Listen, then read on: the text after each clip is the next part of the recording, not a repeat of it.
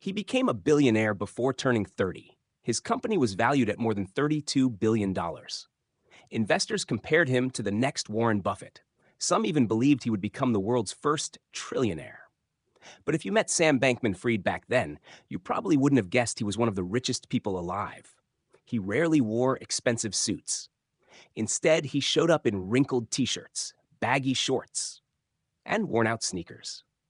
While other billionaires bought mansions and luxury cars, Sam drove an ordinary Toyota.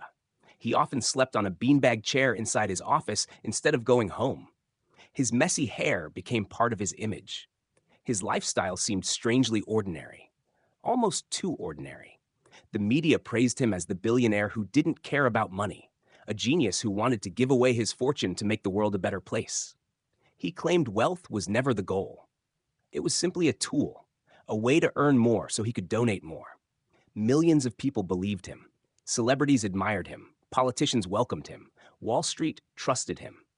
But behind that simple image, behind the t-shirts, the beanbag chair, and the humble lifestyle, a very different story was quietly unfolding, one that would eventually erase tens of billions of dollars, destroy one of the largest cryptocurrency empires in history, and send its founder to prison.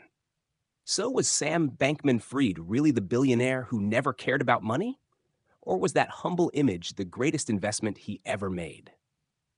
To understand the answer, we have to go back to where his story began. Part 2, Childhood and the Early Years.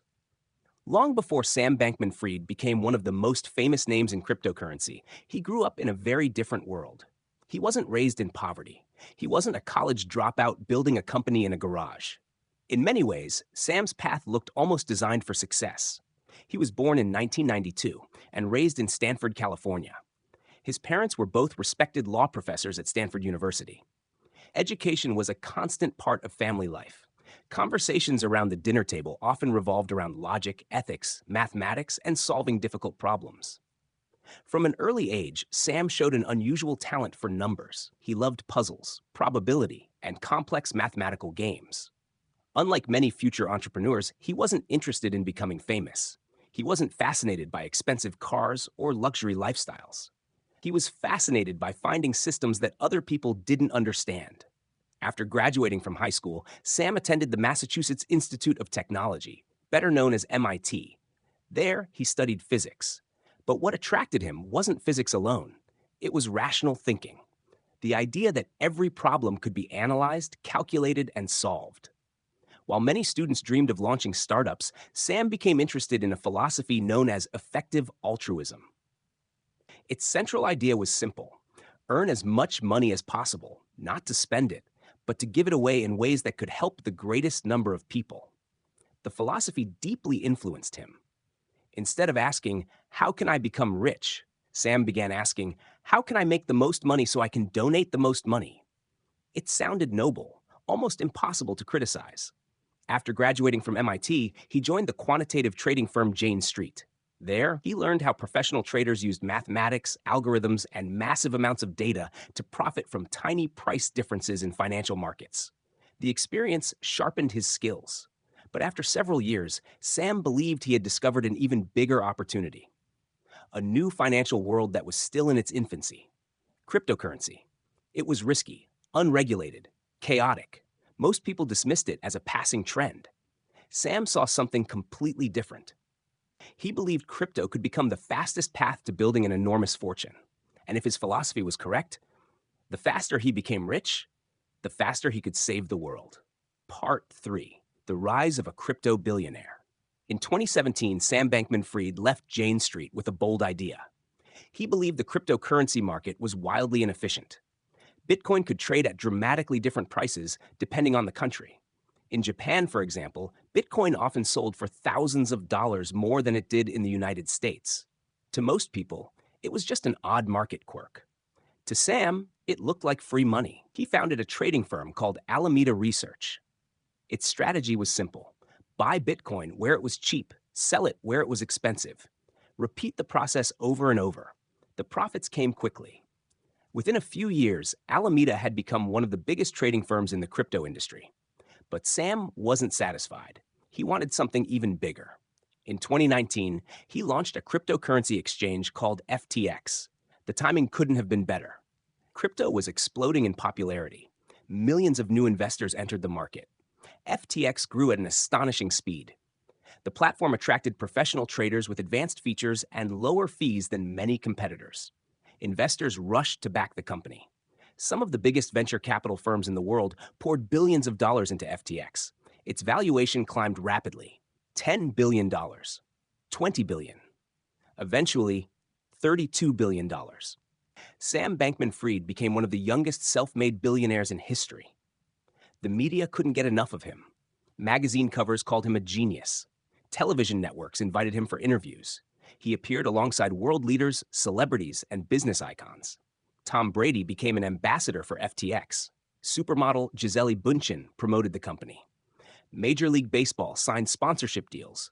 Even the Miami Heat renamed their arena after FTX. It seemed as though everyone wanted to be associated with the rising crypto empire. Yet despite becoming unimaginably wealthy, Sam refused to look like a billionaire. He continued wearing oversized t-shirts, wrinkled shorts, running shoes. His hair remained messy. He often gave interviews while sitting casually as if he had wandered in from a college dorm room. Photos of him sleeping on a beanbag chair inside the office spread across the internet. The image was powerful. Here was a billionaire who appeared completely uninterested in luxury. Someone who seemed to care only about building the future. That humble lifestyle became part of the FTX brand. It convinced millions of people that Sam Bankman-Fried was different from every billionaire who came before him. But behind the scenes, the foundations of his empire were already beginning to crack. Part 4. The image that fooled the world. By 2021, Sam Bankman-Fried was everywhere. His face appeared on the covers of major business magazines. He testified before Congress. He met with presidents, lawmakers, and some of the world's most powerful investors. To the public, he wasn't just another crypto billionaire. He was the responsible one, the trustworthy one, the billionaire who claimed he didn't care about money. His appearance reinforced that story. While CEOs in Silicon Valley often wore tailored suits or expensive designer clothing, Sam looked like he had just walked out of a college dorm. He attended billion-dollar meetings wearing a gray t-shirt, baggy cargo shorts, white socks, and running shoes. His hair was almost always messy. Some investors even joked that he looked like someone who had accidentally become a billionaire. The image worked. People saw authenticity. They believed he was too focused on solving problems to care about appearances. One photograph became especially famous. It showed Sam sleeping on a beanbag chair at the FTX office. The image spread rapidly across social media. News outlets described him as a workaholic who barely stopped to rest. To many, it became proof that he wasn't motivated by luxury. He was supposedly obsessed with building something meaningful. Sam rarely corrected that perception. Instead, he often spoke publicly about donating most of his wealth.